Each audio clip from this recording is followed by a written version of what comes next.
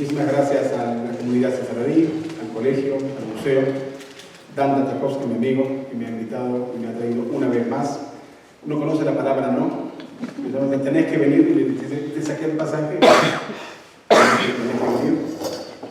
muchos amigos que están aquí conmigo presentes, señora embajadora.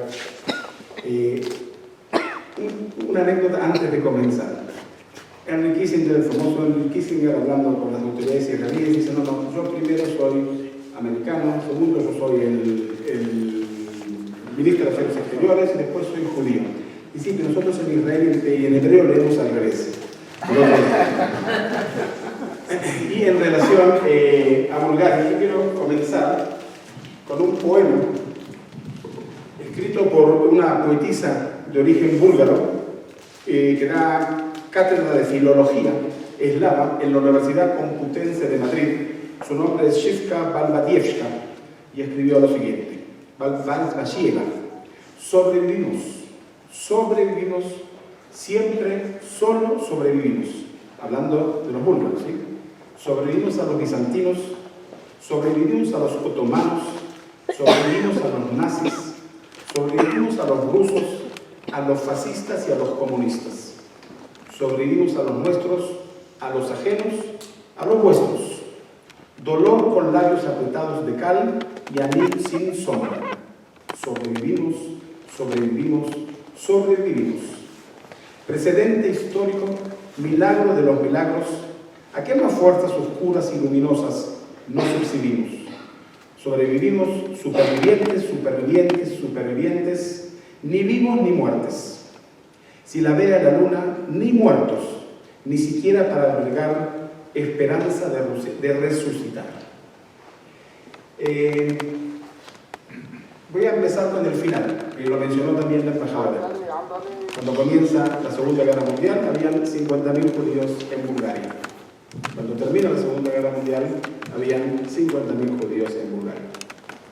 Eso es algo inédito en la historia del Holocausto, que solo pueden mencionar o compararse con quizás otros dos casos en toda la historia de la Shoah: Dinamarca y un caso extremo en Albania.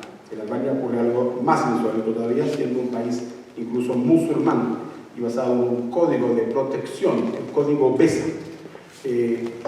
Albania comienza con 200 judíos y termina con 1.500 judíos. Y fueron protegidos por musulmanes en este código de protección. Entonces, Bulgaria es una excepción en lo que estamos hablando, con Dinamarca y con Albania, ¿ok?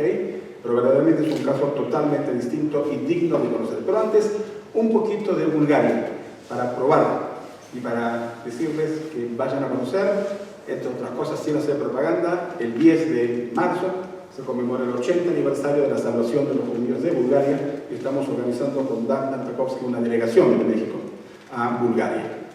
Entonces, a ver si esto funciona, seguramente que sí.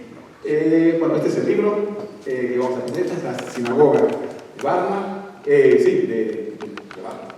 Este es el monumento en Shumen a los fundadores de Bulgaria. Un poquito de historia cortito. El primer estado búlgaro se fundó en el año 681 y se convirtió en una fuerza dominante en la Europa eslava. Formó parte del Imperio Bizantino durante más de 100 años, desde el 1018, y del Imperio Otomano desde 1396 hasta 1878. Un poquito de historia cortito, porque aquí la vamos a terminar. El mapa de Bulgaria, capital Sofía, grandes ciudades de nuestro contexto geográfico. Un poquito de fotos para ver la bandera búlgara, símbolos búlgaros muy importantes. Es un país también turístico que tiene mucho lo que ofrecer. Capital, la famosa catedral Alejandro Nevsky de Sofía, uno de los templos de la iglesia ortodoxa más grandes del mundo y digno de visitar. Aquí tenemos una foto aérea de la misma y del centro de la ciudad. El centro de la ciudad, Plovdiv, quizá la segunda ciudad más importante en Bulgaria, es donde también una gran comunidad, donde hoy en día también funciona una sinagoga, que todavía está por una comunidad, también en Sofía, por supuesto, no lo mencioné. El estadio romano del siglo II en Plovdiv, o sea, historia antigua. Una vista aérea de Burgas y su puerto, Dicho paso, los israelíes nos encanta viajar a las playas búlgaras, ¿ok? Nos es cerquita, un vuelo corto, una atención divina, una comida espectacular. Estos Burgas es uno de los puntos que los israelíes visitamos mucho. Rus, la pequeña Viena, en Bulgaria, ¿ok? Dublitza, las playas doradas de Varnas. Aquí tenemos acá a la señora Sophie Goldberg, también que son búlgaros que hoy están aquí, después hablaremos de ellos, son de Varna, la familia de Varna. Bueno, toda la cultura, la tradición, el folclore búlgaro, tremendamente lindo y bonito, los carnavales de Yambol, dignos de visitar y de ver, bueno, la comida búlgara que puede competir sin lugar a duda con la comida mexicana. El queso búlgaro, ¿okay? Que hoy en día lo comemos con la sandía, ¿no es cierto? Pero se puede comer con todo el queso búlgaro, el famoso queso búlgaro. Y bueno, entonces hemos probado un poquito de este país que tiene tanto lo que ofrecer y que casi no lo conocemos. Nos parece extramundo, pero no, es Europa, es Europa central. ¿Okay? Y vamos a nuestro tema, los judíos de Bulgaria, memoria del pasado reciente, y hasta la sinagoga de Bulgaria. ¿Okay? Dicho sea de paso, y no de casualidad estamos en la comunidad sefaradí, estamos hablando de los judíos sefaradíes de los Balcanes, todo lo que fue la ex Yugoslavia, Bulgaria y Grecia. Estamos hablando de grandes comunidades sefaradíes. El 90% eran sefaradíes, había también un poquitito de Ashkenazim, que sí, eran mucho más sefaradí que Ashkenazim, pero la gran mayoría eran, por supuesto, sefaradí. Y hablando del tema, creo que nos hemos curado de pensar ese tema de que la Shoah fue un asunto ashkenazí. No, la Shoah fue un asunto de atañe en todo el pueblo judío, y si había alguien que no diferenciaba, pues eran entonces los nazis, que no sabían diferenciar entre sefaradim y ashkenazim. Y donde hubo sefaradim fue el mismo destino, por supuesto, los Balcanes, Yugoslavia, Bulgaria, Grecia.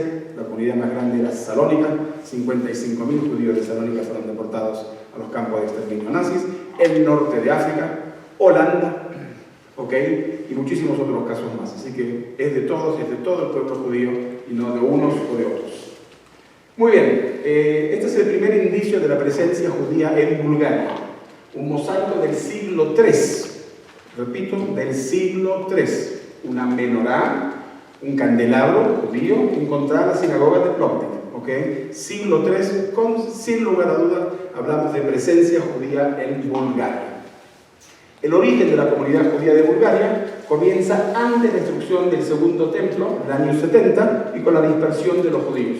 Los primeros judíos llegan a los Balcanes a principios del siglo II, pero después los romanos conquistan la región y a estos judíos se los conocen con el nombre de romaniotas. Dicho sea de paso, lo mismo que en Italia, que ellos no se consideran sefaradim, sino italquim, italianos. Romaniotas son aquellos que llegaron antes de la expulsión de España y Portugal, y por eso ellos no se consideran sefaradim. Pero vamos a ver que después la mayoría van a llegar con la expulsión de España en 1492 y la expulsión de Portugal 5 años después, en 1497. Entre los principales fuentes de judíos ashkenazim, de los poquitos que había, llegaron a Bulgaria después de la expulsión de Hungría en 1376. En el momento de la conquista turca de Bulgaria en 1396, habían comunidades judías en Sofía, Vidin, Nikolov, Siresta, todos los lugares que ustedes ven ahí. Refugiados adicionales que llegaron de Hungría, Bohemia, Bavaria y a Bulgaria debido a la destrucción, a las persecuciones de 1470, otras expulsiones que hubo antes de la expulsión de España. Pero sin lugar a duda, el crecimiento de la comunidad judía en Bulgaria ocurre con la expulsión de España de 1492 y la de Portugal. ¿Okay? Son las más grandes de todos y como ustedes ven, esto continúa también más adelante. En la víspera de la Segunda Guerra Mundial vivían en Bulgaria 49.000 judíos, la mayoría de origen sefaradí, y representaban el 1% de la población, y más de la mitad de ellos vivían en la capital, Sofía. Hoy en día hay 4 comunidades activas, en Sofía, en Plovdiv, en Burgas y en Rus. Todavía siguen existiendo hoy en día 4 comunidades, es cierto, con muy poquitos judíos, 1.200 judíos. Según el Congreso Judío Mundial, los datos que ellos dan, por ahí dicen 2.200 judíos, pero si aquí está la embajadora seguramente sabrá más. Y si dijo 1.200, así será. Vamos a aclarar, entre 1200 y 2200, que viven en Bulgaria, y hay 2 sinagogas activas, en Sofía y en Plovdiv. Chabad, no es sorpresa para ninguno, me imagino, funciona en ambas y también en Varna. Eso está en todos lados. Sin embargo, hubo 34 comunidades judías sefardíes en Bulgaria. Aquí tenemos el mapa de las comunidades judías que existieron en el país. 34 comunidades judías hubo en Bulgaria. Elías Canetti, originario de Rus, Premio Nobel de Literatura 1981, búlgaro. Cito de Elías Canetti: siempre es falso el futuro, tenemos demasiada influencia sobre él. No voy a leer toda la historia de él, creo que lo conocemos, pero honor para Bulgaria y honor para el pueblo judío. La vida judía en Bulgaria, un poquito también de fotografías, periódicos en hebreo, ¿sí? La Verdad, fíjense que está en ladino y también por otro lado en hebreo, en letras fonéticas, ¿sí? Continuamos con El Judío, un diario de Varna, ¿okay? El Judío, Ayudí, el Judío, Ayudí, muchísimos periódicos que sacaban de la ciudad. Maccabi, Sofía, ven que no es un invento de México, ¿okay? Maccabi, Sofía, miren qué bonitas las chicas. Okay. Maccabi en Plovdiv en 1929, el equipo de basquetbol. Maccabi en Varna en 1935, claramente se lo ven en las camisetas, está escrito el Maguen David, etc. Miren que vino las fotos. El Club Deportivo Jabotinsky, ¿sí? Los Beitarim, en Vidiv en 1930. Los movimientos juveniles, Ashomer Atzair, el grupo Shahar, Amanecer, en Sofía, capital, 1936. Miren qué bonito se ve. Ashomer Atzair en Plovdiv en 1929, haciendo un campamento. Bien podría haber no puesto aquí la cosa, la fecha, no por la vestimenta, ya sabemos que es de otra época, pero bien podría haber sido los mismos campamentos que hacen hoy los movimientos juveniles en México también. Miembros del movimiento Beitar en Bulgaria, principios de 1937. Y tenemos a las diversas comunidades. La más importante, por supuesto, capital, Sofía, y esta es la sinagoga de Sofía, que es un monumento. Es un monumento, ¿okay? Octagonal en la forma interna. Adentro hay un museo judío de la comunidad judía y de la historia de los judíos en Bulgaria. Y es verdaderamente impresionante también su fachada exterior y también su interior. ¿Okay? Es una de las más grandes de Europa. Después de la de Trieste, es la segunda más grande de Europa, la sinagoga de Sofía. La sinagoga de Plovdiv, que son las únicas 2 que están activas hasta el día de hoy. Aquí la tenemos en el exterior y en el interior, es muchísimo más chiquita, una comunidad muchísimo más chiquita, ¿okay? Pero aquí la tenemos, que la visitaremos en el viaje en marzo, de adentro y de afuera. La sinagoga de Burgas, que hoy es un centro y esta es la foto de la portada del libro, aquí la arriba con los 2 Maguen David. Hoy es un centro cultural que mantienen en Burgas. Las sinagogas de Varna, hay 2, una sefaradí y una ashkenazí. Acá es una sinagoga ashkenazí también. Aquí tenemos a las 2, la sefaradí a la izquierda, muchísimo más bonita que la sinagoga ashkenazí. Al otro lado, seguimos adelante, la sinagoga de Rus, muy chiquitita, ven que hoy quedó dentro de edificios, pero claramente lo distinguimos. La sinagoga de Yambol, la sinagoga de Paradich, no estoy diciendo mal, Pazar, ¿cómo se pronuncia la sinagoga? Pazar, que hay 2, una grande y una chica, Beit Midrash, aquí tenemos la segunda, esta es la chiquita, esta es la grande, esta es la chiquita. La sinagoga de Dobrich, la sinagoga de, ¿cómo se pronuncia esto? Pelchev. Y ahora vienen quizás cosas un poquito más difíciles. También esta la visitaremos en marzo, ¿ok? Una sinagoga en ruinas, en Vidin. Tenemos 2 cosas a la par. Por un par, el sufrimiento de una sinagoga en este estado, pero por otro lado tratemos de imaginarnos la grandeza de la comunidad, del tamaño de la sinagoga, ¿cierto? O sea, miremos las 2 cosas, no solamente la que está hoy en día en ruinas porque no hay quien la mantenga, ¿no? Así se veía en su momento. La misma sinagoga, así se veía en su momento. Y así la tenemos hoy en día en el interior. no es la única, bueno, aquí la tenemos también, y no es la única, también esta visitaremos la sinagoga en ruinas en Samokov, de afuera, está en restauración, entonces vamos a ver restaurada, cuando lleguemos, está en este caso justamente restaurada, que ya comienza la restauración, enseguida la van a ver, ven que ya se está trabajando, cuando nosotros lleguemos ya va a estar restaurada en marzo, aquí ya estamos viendo los diversos pasos que hicieron en la restauración. La sinagoga demolida de Shumen, desgraciadamente en Shumen ya no existe más, ya no la vamos a poder visitar, pero vamos a poder ver en Dubnitsa placas conmemorativas con los números soldados judíos de Dubnitsa que perdieron la vida luchando por Bulgaria durante la guerra de los Balcanes y la Primera Guerra Mundial. Y la tumba del rabino Eliezer Pajo, que fue enterrado a orilla del río Danubio en Silistra. Todo esto también cosas que muy importante, y otro punto muy importante son los cementerios judíos. ¿Okay? El que hizo el trabajo de documentación es la Embajada de los Estados Unidos.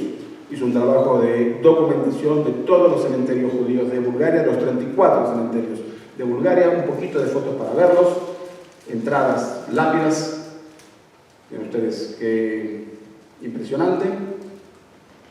Y viene la gran pregunta entonces, ¿quién salvó a los judíos? Y quiero que cuidado porque hay una palabra acá que quiero explicarla para que no sea mal entendida. Primero quiero decir que el hecho de la salvación, del rescate de los judíos de Bulgaria, es una piedra angular en el orgullo nacional búlgaro. Por lo menos, embajadora, nosotros lo vemos o lo pensamos así. Y hay quienes lo dicen, y yo no estoy de acuerdo, pero históricamente quería poner todas las posturas, y no solamente la postura que yo pienso, que quizás es un mito de la inocencia colectiva búlgaro, y yo voy a poner todo el esfuerzo en demostrar que no es ningún mito y que no solamente que no existe una inocencia colectiva, sino que fue un apoyo colectivo y una solidaridad del pueblo búlgaro por sus hermanos judíos. Y no porque esté la embajadora con nosotros. Primero, los únicos intentos de salvación de judíos a través de barcos salieron de Bulgaria. Esos son los barcos de inmigrantes y refugiados búlgaros, que fueron los primeros intentos de autorrescate. Fíjense las fechas, y todos con destino al mandato británico de Palestina, y todos salieron de Bulgaria. ¿Okay? No los voy a leer, pero ellos tienen la lista, y fueron unos pocos que salvaron antes y ya en época de guerra incluso. ¿Okay? Y todos salieron de puertos búlgaros. Este barco es famoso, lo voy a mencionar, el 24 de febrero de 1942, con 760 judíos a bordo de una tripulación totalmente búlgara. El Struma, bajo bandera panameña, fue torpedeado por un submarino soviético y se hundió en el Mar Negro. Casi todos a bordo perecieron y solo sobrevivió un joven de 19 años, David Solitar. Este es el monumento en Ashdod, en Israel, y este es el barco, el verdadero. La figura principal que vamos a dar, pero no la única, es el rey Boris III. Conozco muchísimos búlgaros en Israel, tengo muchísimos amigos búlgaros en Israel. Hablar de Boris III es primero pararse de pie y dar respeto. Y que no se te ocurra más que es una palabra más del rey. ¿Ok? Los búlgaros ven en Boris III una persona que hay que respetar y conmemorar. Y su situación no es sencilla, porque, como lo dijo la embajadora, Bulgaria decide unirse al eje.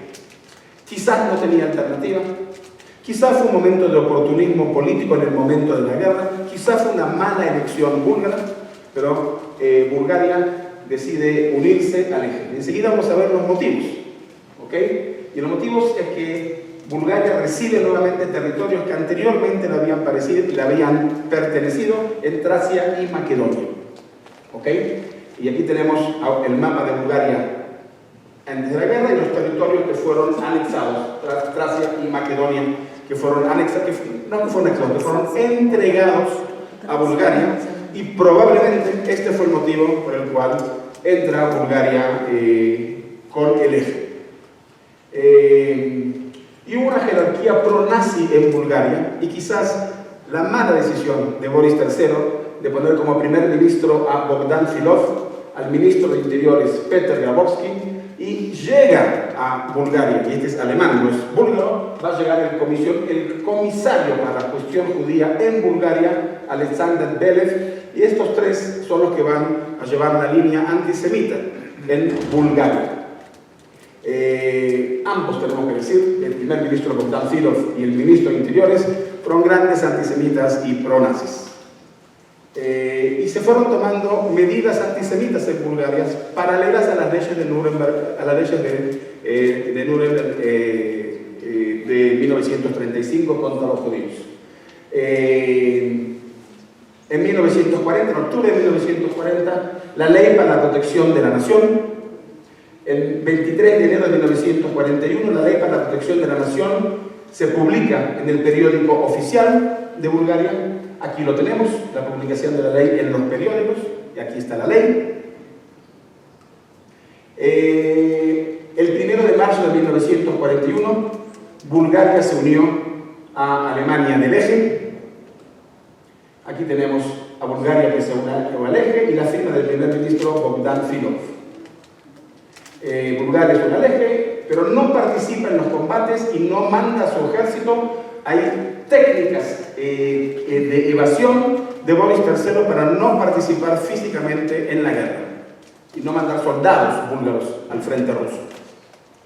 Seguimos adelante entonces. El 15 de marzo de 1941 comienzan las brigadas de trabajo, que en realidad eran campos de trabajo forzado, y tu padre es uno de los que a los 6 años le quitan a su padre, o sea, a tu abuelo, que lo mandan a los campos de trabajo, y como ya esto tuve tiempo de leerlo en un libro fantástico que se presentó en la embajada búlgara y que lo recomiendo, Los Jardines del Mar, refiriéndose a Varna, el abuelo de tu padre, ¿no es cierto?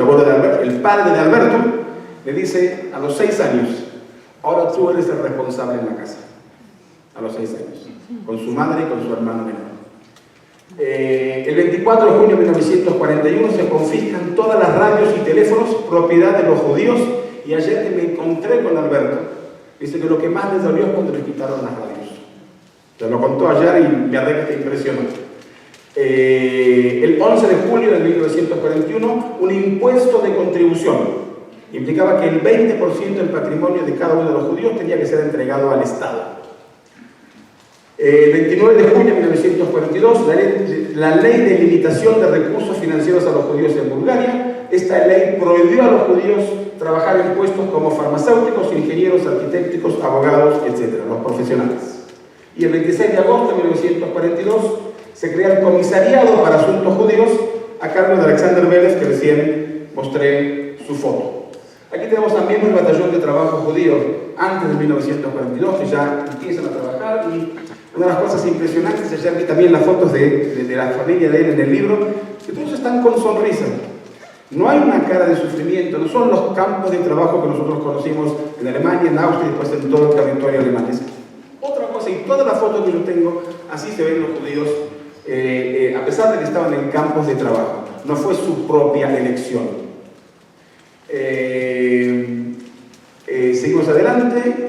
El 26 de agosto de 1942 se comienza el uso obligatorio de la estrella amarilla. Y antes de seguir, no sé quién lo conoce y quién no lo conoce, pero cuando lo conocí fue algo de lo que más me emocionó. El rey Boris III pagó su tributo, no tenía alternativa frente a Hitler y tuvo que ponerle la estrella amarilla, pero totalmente distinta a la que todos conocemos. Totalmente distinta, y vamos a ver. Así se veía. Les iba a dar la mano. Ahí la pueden ver la mano. Pero acá tenemos a Rachel Baruch portando un botón con la estrella David amarilla, Bulgaria 1943. Me voy a atrever, espero no ser demasiado insolente, hasta decir bonita. Casi como un pin, ¿no es cierto? O sea, como un partiste pin, casi como un pin. Algo que no conocimos, en lo que conocimos clásicamente en los brazaletes y las estrellas amarillas de 8 centímetros de adelante y atrás. Fíjense las fotos.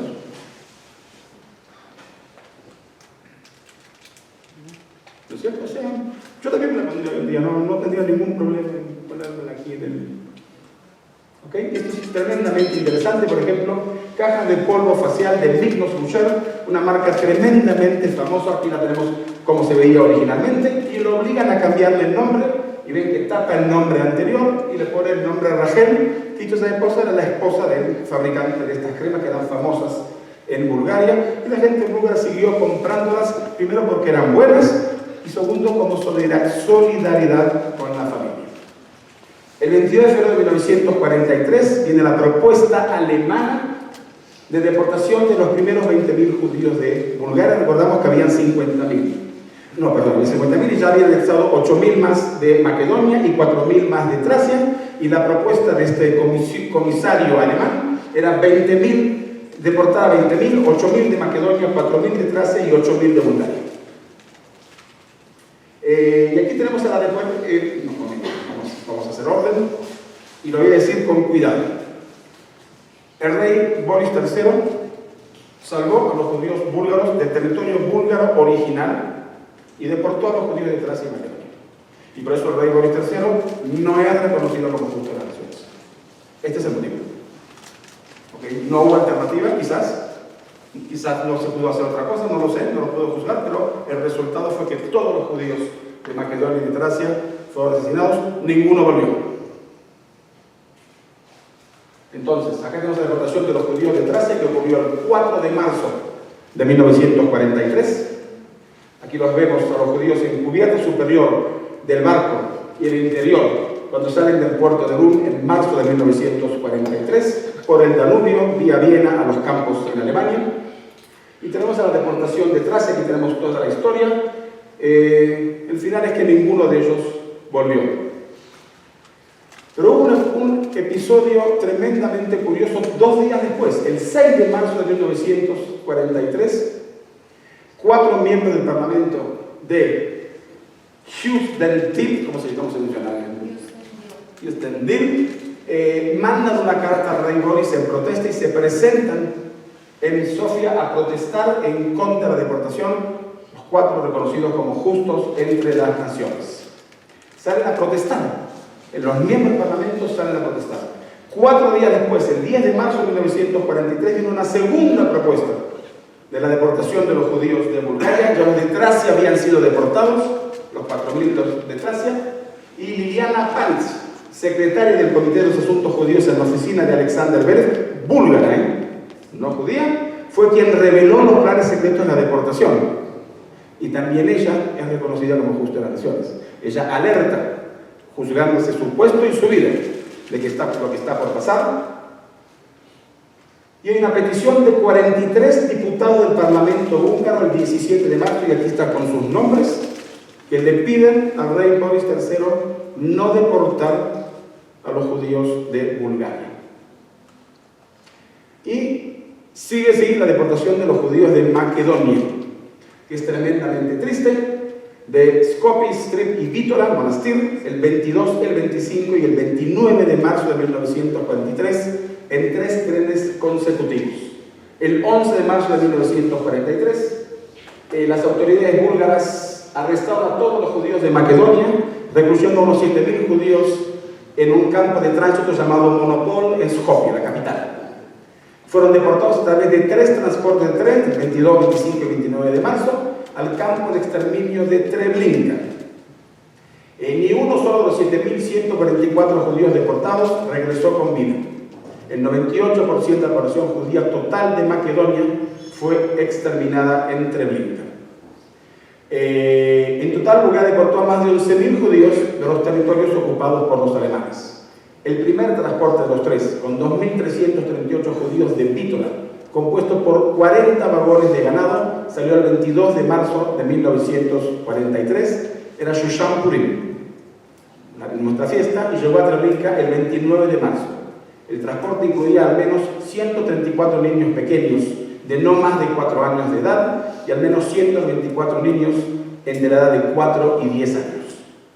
El segundo transporte, con 2.402 judíos de Skopje, Bitola y Strip, salió el 25 de marzo y llegó a Treblinka el 31 de marzo a la noche.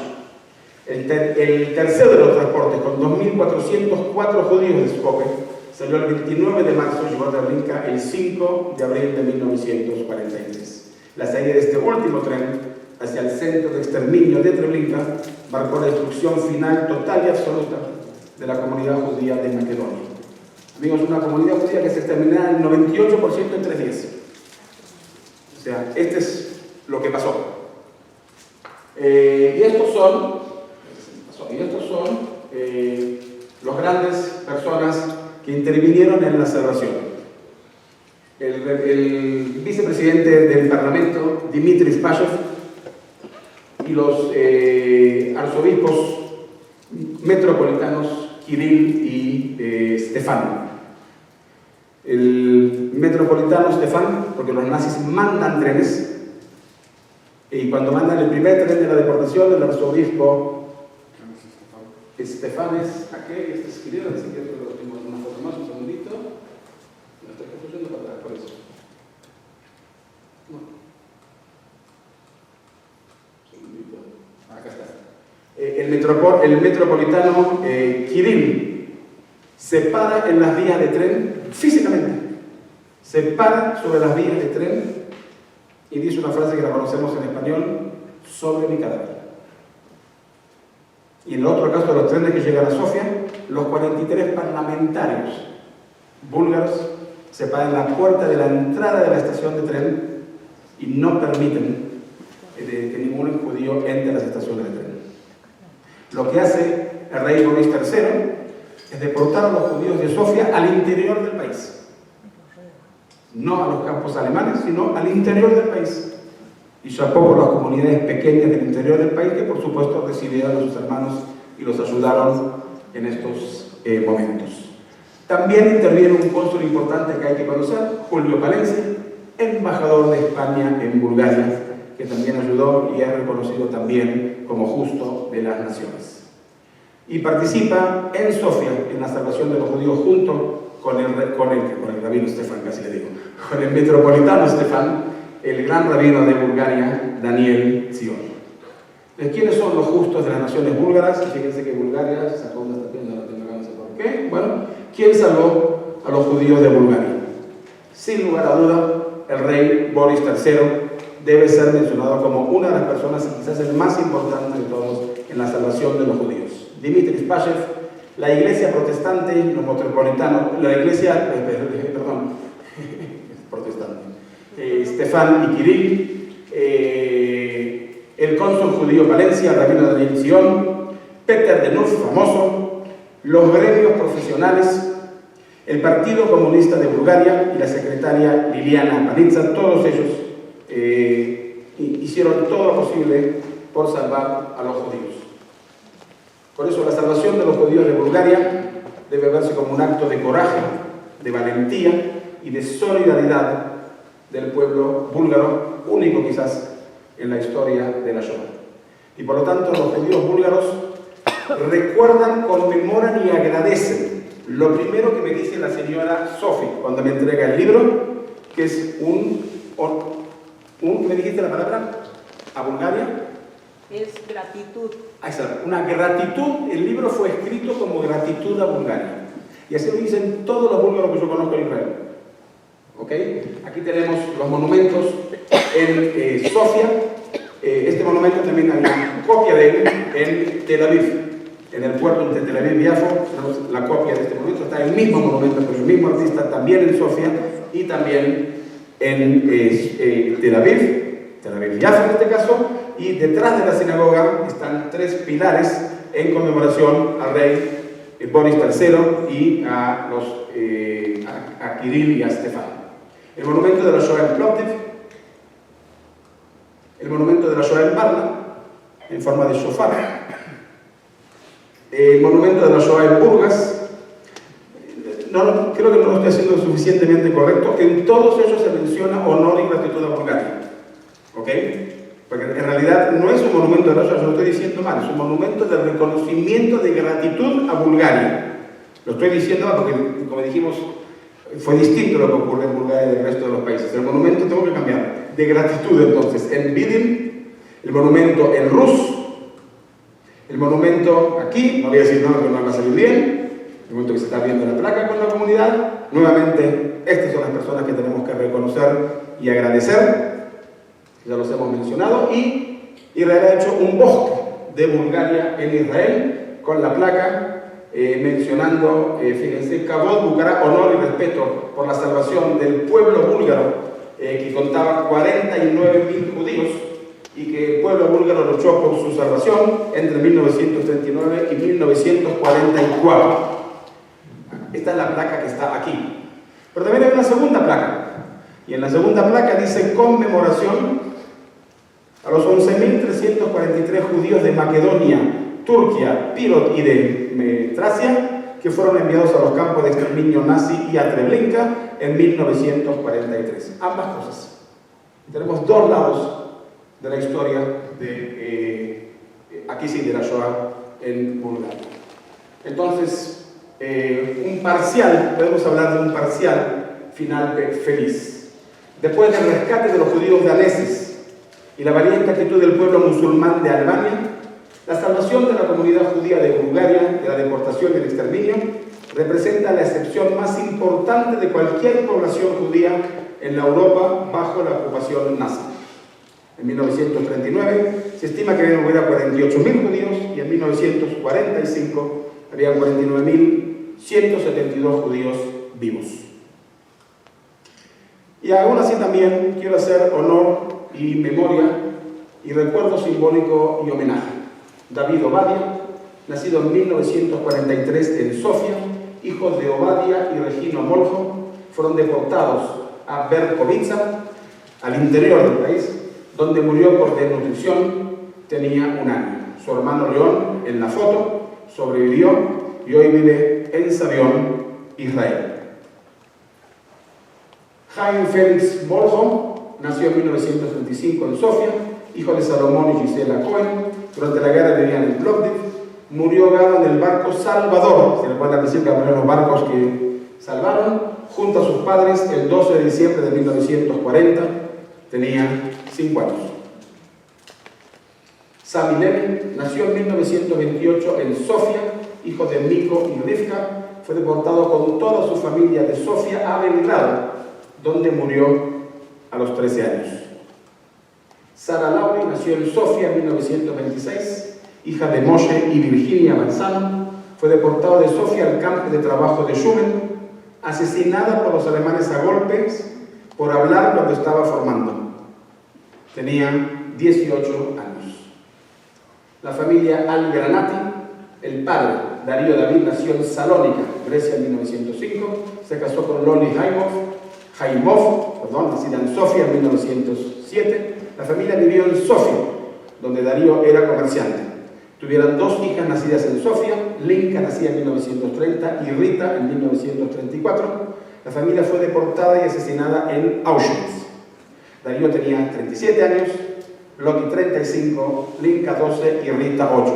Pero quiero aclarar que en ese momento estaban viviendo en Salónica, Grecia.